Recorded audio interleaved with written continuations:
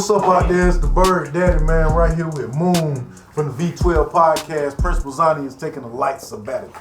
You understand what I'm saying? I'm joined here by, he said it's about to be the RivaSide Slim takeover. What's happening, my boy? You the first guest to repeat appearance on the V12 podcast. How you feeling out here?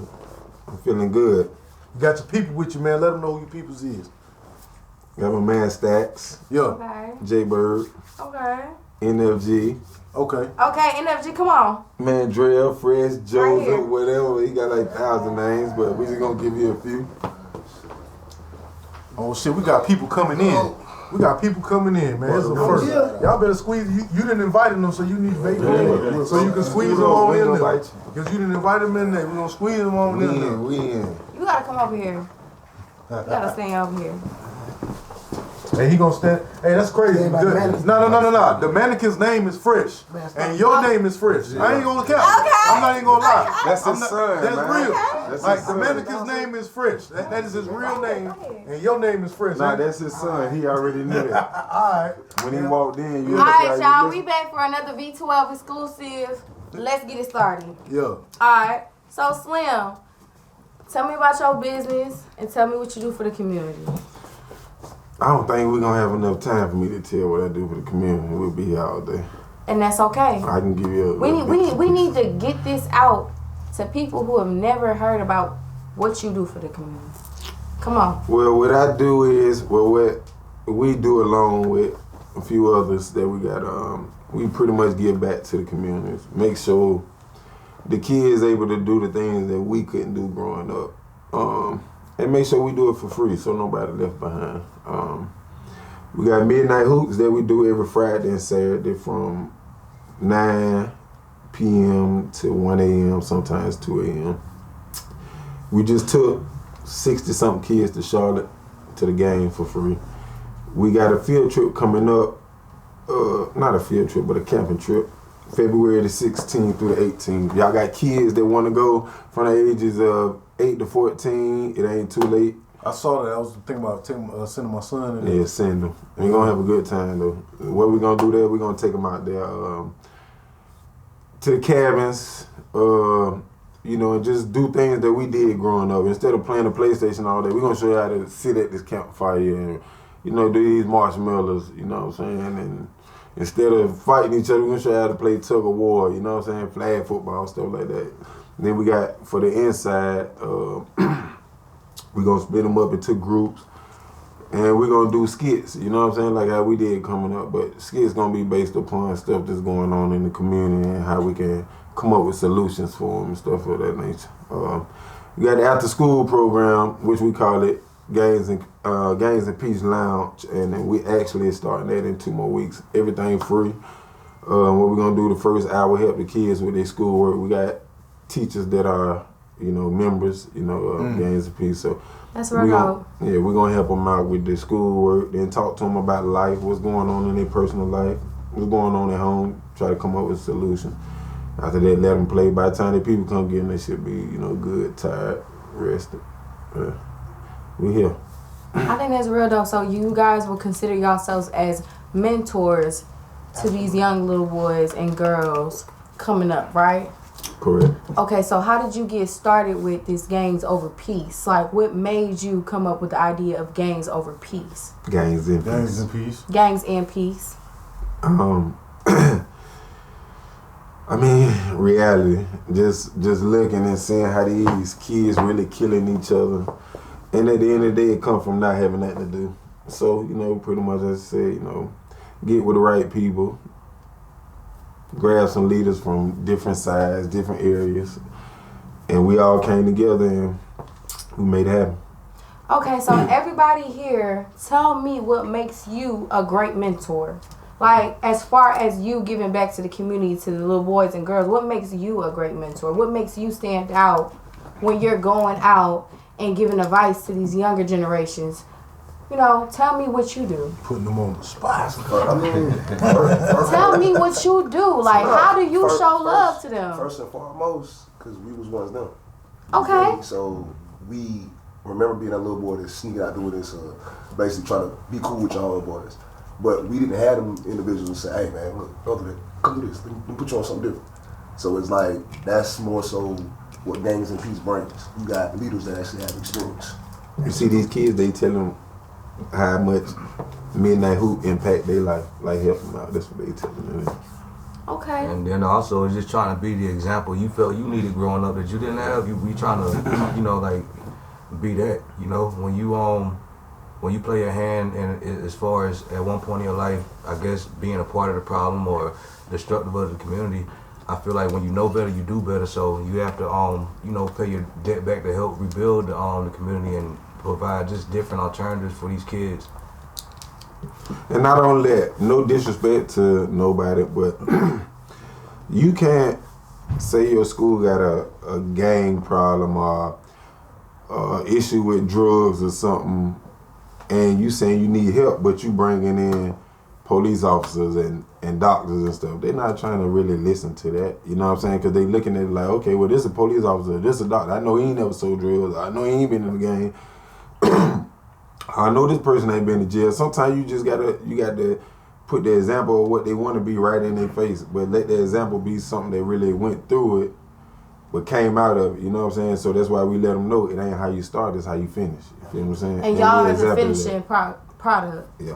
We still working progress. Still working. You know. And it's okay. It's okay because although you guys claim y'all still a work in progress, right?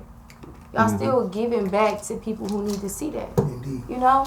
And that means so much more into people who don't have male figures or mothers in their life or even siblings to even lean on. So that is just such an amazing job that y'all do for y'all community. That male figure thing, I think, is important too, man, because I think a lot of the issues that plague our young, like especially young black kids, men, young black boys, is that like there's a generation of kids that mainly don't have no fathers. That's right. You know what I'm saying? Yes. And I feel like what y'all doing is providing that male role model to them young black kids, and when they get older, they'll remember that they had that young black male role model. So when they start having babies, that might influence them to stay in that child's life. Absolutely. Because you know And what see, I'm the saying? thing we doing is making sure memories are being in place. You feel what I'm saying?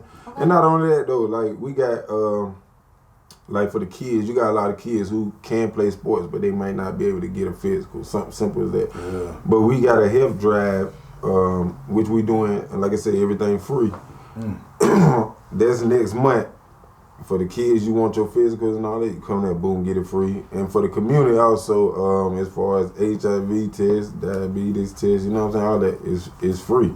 You know what I'm saying? We just did 2 toy drives for the communities, you know what I'm saying? 2 I saw different that too. locations, you know, and we gave away real stuff, you know what I'm saying? Like stuff that kids can go home to that you ain't gonna really see it, no toy giveaway, you know what I'm saying? I know That's real several dope. people who, I ain't gonna say several, but I know about 3 or 4 women who went down there and them toys was legit. You know what I'm saying? The business Basketball goals, Right. hoverboards, Yeah, That's earpods, real you know what I'm legit saying? toys. Yeah. You know what I'm saying? So Then we did the turkey drive, excuse me. The turkey drive, we gave away over 200 turkeys. I forgot how many non-perishable item bags, but you know what I'm saying? We do a lot there.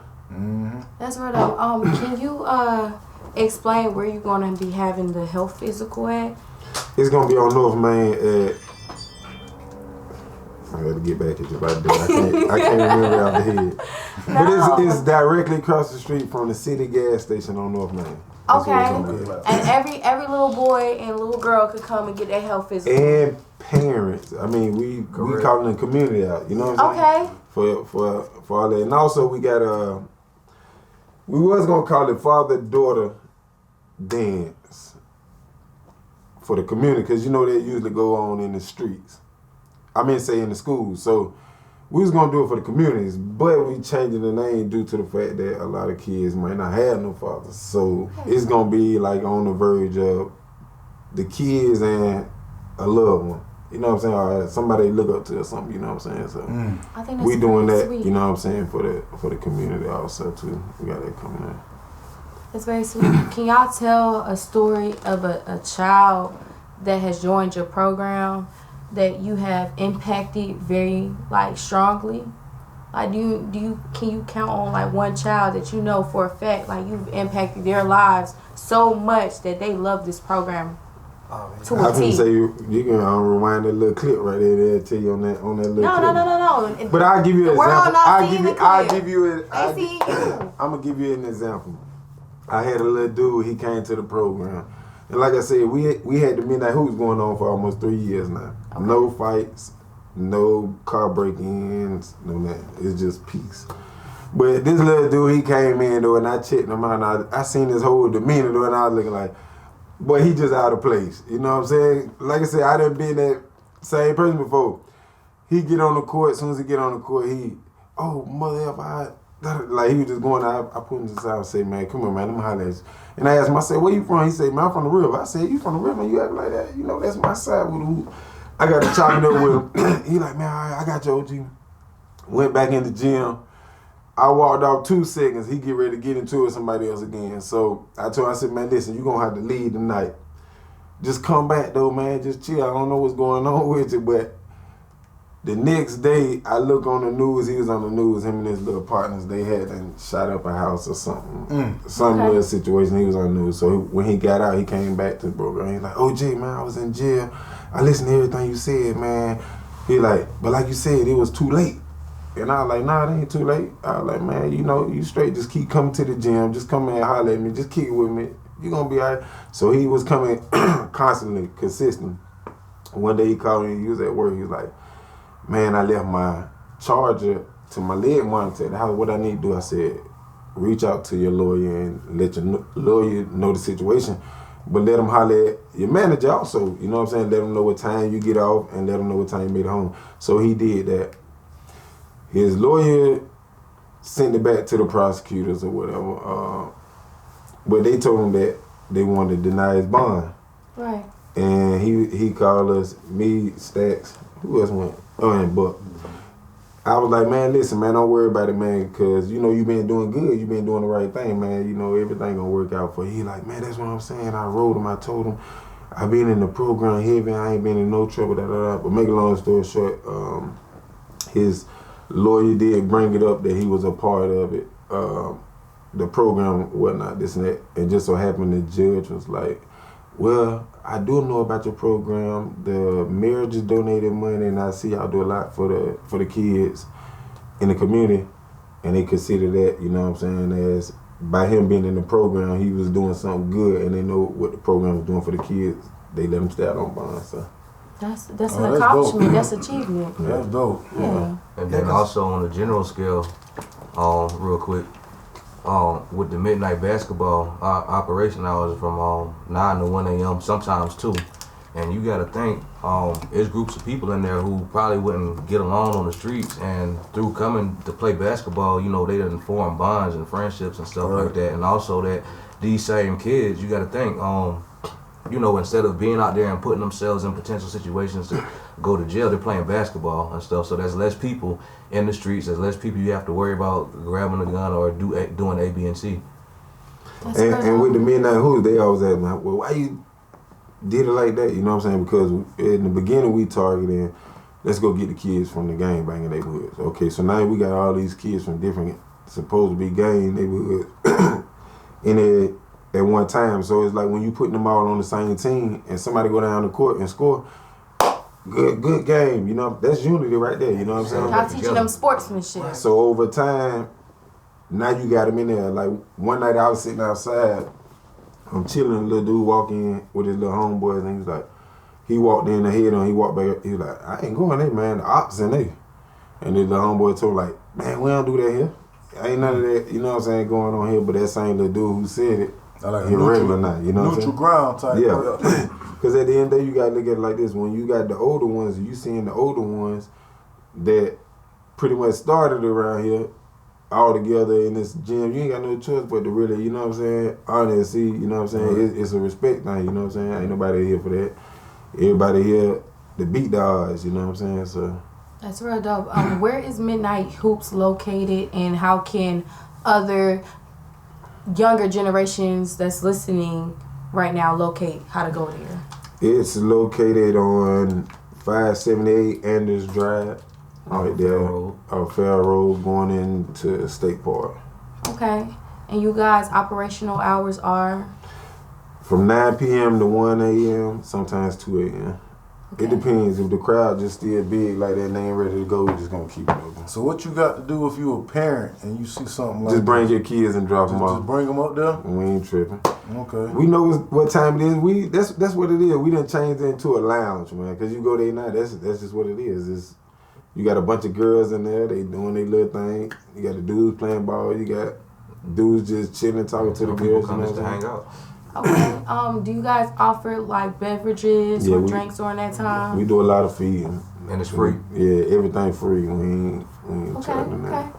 Parents, make sure y'all bring y'all kids. Yeah, bring y'all kids. It's and free. And the acronyms for free gangs, the acronyms for gangs is getting a new generation started. That's real dope. Yeah. Okay, YSL. Not YSL. I picked what you did. What he said, truly humble under God. No. But it's legit. If the proof is in the pudding, you can't deny it, though, for real. That's you know real dope. So if y'all kids, y'all parents out there got y'all kids, you feel like they bad, man. Whatever you kids, man. They ain't bad. Not just bad. See, yeah, I mean, we deal with them all, man. Because a lot of kids come to me now who they actually aren't bad kids, though, for real. You know what I'm saying? So what about the after school program? Well, we starting that in 2 weeks right here off Broad River. Okay. What's going on in the after school program? You ain't been listening to me the first time. Hold on. I know you say you guys. No. I've been listening. I know you guys said that you guys were going to be doing homework first and then activities after. But like, where on Broad River you guys going to be doing? Word of God Church. Okay. Talk to the people. We got a building. The Word know. of God Church is a building right there. After we finish with the assignments and stuff with the kids, we let them go to the gym and let them enjoy themselves. Okay. And we're going to feed them. Y'all going to be helping them with their homework? Absolutely. Tell me what y'all specialize in. What genre? I'm good with science and social studies. Science and social studies? Okay. What about you? History, social studies. History, social studies. Anybody good at math? You good at math? This the man right here, man. Right. Come on, man. See, you quiet. This the Talk about man. yourself. This the secret Tell me weapon. what Go you do ahead. for the kids. You good at mathematics? What else? Yeah, that's just some general stuff, but you know, my man putting it all together, so he's working it all out. Okay, Mr. Humble. Okay. Mr. Humble. What about you? What you do? Everything. What's everything? Look in the camera and stop playing on your phone and tell us what you do. This is basically like mentor the kids. You know what I'm saying? Based on my experience, you know, I appreciate the brother giving me an opportunity. I'm just getting out of prison after 15 years, so I'm very optimistic. I'm very aware that it's one thing to teach kids a concept of how we overcame obstacles and hurdles, but it's a whole nother thing to get them to implementation. You know, implementing how we do it. So just being optimistic and just showing them it's different ways, like don't lose your life over an image. You know what I'm saying? School is important, education is important, proper hygiene, just things of that nature. Just being a mentor and a listening ear to the kids, because that's what they're missing at home, you know? Okay, Slim, I know you say you guys go to like DJJ and stuff, like, and talk to the kids. Like, how has that helped the kids there, and how has that helped you? I mean, it helped a lot because, like I said, I'm gonna give you an example. We went to a children's home in Charleston, and before we got there, the people told us, they said, "We're gonna go ahead and apologize." So I'm like, "What you mean apologize?" Oh Lord. Say, man, cause the kids gonna curse. They might spit at you, but you can't do nothing to them if they spit at you. So I'm already saying myself, like, man, look here, I might not need to go in here because you ain't finna spit on me. You know what I'm saying? So they might spit at you like you so said. yeah, so they told when they told me, say they gonna ignore you, you know what I'm saying, let you know that, show you they ain't listen to you. But make a long story short, when we went in there, we ain't had none of that problem. You know what I'm saying? And at the end of the day, we end up really like chopping it up with them, and they asked when we gonna come back. So I liked it, the fact that they doubted, you know what I'm saying, the work before we even did it. So once they seen it, they was kind of shocked. So I told them, I was like, man, look, I want to come back and do a family fun day with them. So we had and planned the family fun day like 3 weeks later. But we didn't get to do it because they had an issue. Like the weeks prior to where a lot of them was running away from the facility, so we couldn't. It was like it was a risk or whatever. But I mean, pretty much the trouble that you saying that these kids having when you calling us, you putting it in their face. But we just showing like, listen, we once lived that same life. We once had these same weird desires that y'all got, but we overcame it. It really ain't even worth it. I think that's really so dope. Really, really so dope. But I know you say from 8 to what, 14 or 16? 14. 14. What about going if you got to the 15-year-olds and colleges? stuff, you say what? What about going to the colleges? There's a lot of people here at No, HBCUs and listen. stuff like that. When I said 8 through 14, I was telling you about the camping trip age. Oh, okay. But we everywhere with it. Okay, so y'all been in colleges like yet? older Y'all been to the HBCU? No, we haven't been there yet. Y'all need to get on But we HBCU campuses because But get us that in. Because you know some of these kids, man, they don't even I know, jump nah, out the that's- porch that's- until they get out of high school. Yeah. We all know a lot of these these kids come to the that do midnight that. though. We all know these kids, you know what I'm saying, come from the streets and the gang shit like that we all been in. We all know people that done jumped out like after high school, 17, 18, they graduate, they get down after high school, Trying to find this. and then by the time they 22, 23, they really a street nigga now, you know what I'm saying? When they wasn't that before, you know what I'm saying? And then by the time they 25, now they got 25, you know what I'm saying? Yeah. See, so is there anything for them? But see, that's what we on too. We putting together a program that where really we can kind of get a bond like with the judge and stuff and let them know you're okay before you send these kids to prison. Let them come through our program, see if we can work with them. You know what I'm saying? Because you got these kids going to jail for little stuff. Okay, you done went and stole something out of somebody's car or something. Did you get a chance to sit down and realize, ask him why you broke in this car? You know what I'm saying? Did you get a chance to hear him say, okay, well, I ain't got nothing to eat at home. You know what I'm saying? My mama might be on drugs bad. I'm taking care of my 4 siblings with that. And I'm 12, 13 years old. I got 4 siblings at the house though, you know what I'm saying? Mm-hmm. So I try to provide for them. So they don't listen to him. You send them to the system. Now, okay, you known for breaking in cars to provide for your family. Now you in the system, you done came home. Now you in the game. Now you breaking the houses. You know what I'm saying? You done elevated. You know what I'm saying? So before you even send them to prison, so that they can become a real criminal, right. Let them come through this program.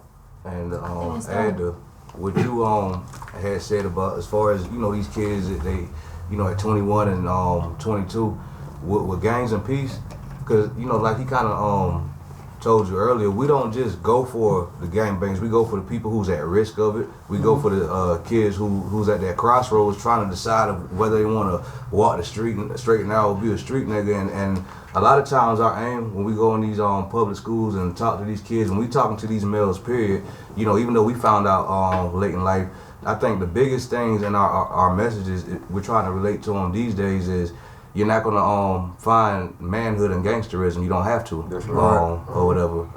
That's a quote. Talk to him, bro. Right. A lot of the and we all guilty of being led astray that way. But I think that's one of the biggest things as far as trying to curb the violence amongst black males, in our community, is just getting them to realize these and this, necessarily don't make you a man. You feel what I'm saying? And just to add one more thing before, how I look at it is, when I was young, I had a lot of anger problems, or whatever. A lot of males, especially in the street, that's how they start off, with a lot of anger. They walk around with a chip on their shoulder and stuff like that. But the biggest thing is, I think, the elephant in the room, a lot of us learn, a lot of these boys, we learn that anger from our mothers. But over time, we thinking it's gangster just because it's coming from a masculine shell. But a lot of us grew up, seeing the mother, anytime a guy, made her mad, and we emulate the same thing. That realizing we handle it like it just come the out typical the motherhood, but because it's coming from a masculine shell, it's gangster as opposed to So well, that's real, bro. To destroy, but you got female psychology. Right. That's a weapon that you don't want to release into the streets, and that's essentially what we got. Yeah. And that's how we got here today with the current problem. That's why our goal is to educate, elevate, and liberate as men and bodies minds and souls that we possibly can. And that's why my main thing too though, even like I talk to the kids, I ask them all the time, how many of y'all like guns? I mean, don't lie. I mean, it ain't nothing wrong with liking guns, but just do it the right way.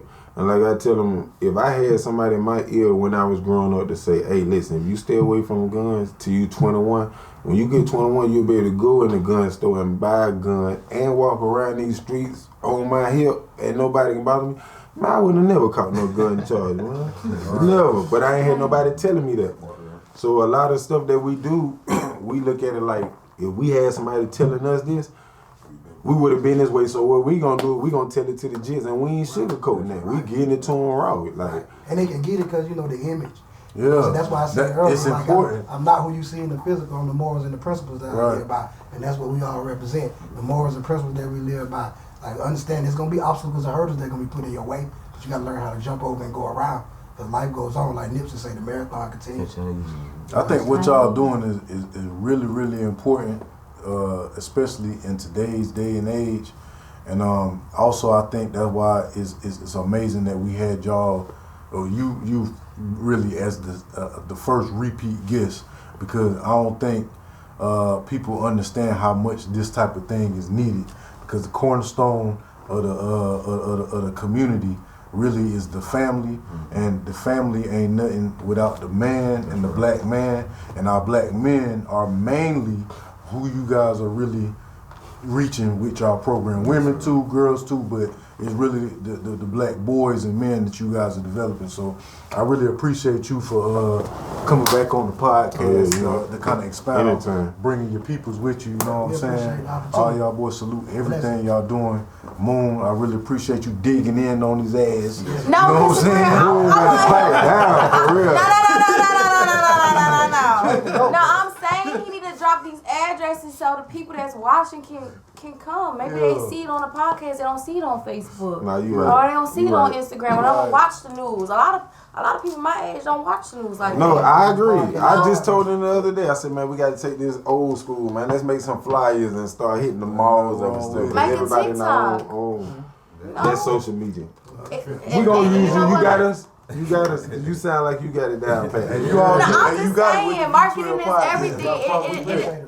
It's Straight good up. that you guys are doing stuff for the community, but not maybe everybody in the community know about it. So marketing is everything. Advertisement is everything. How you pushing it out for them kids to see. We promote though. I mean, we just paid for a personal website, man, and all that. So that'll be up and running. Hopefully this week coming up. So we gonna make sure that we push you here on the V12 podcast. I ain't saying that. I ain't mean that. Well, anyway, man, I appreciate y'all. We're gonna wrap this thing on up, man, because I know y'all got plenty of shit to do out here. You know what I'm saying? I appreciate you bringing your people out this time to salute, man. RivaSide Slim, Gangs in Peace. It's Moon's Bird Daddy. Yeah, we out. Okay, Bird Daddy. V12 podcast.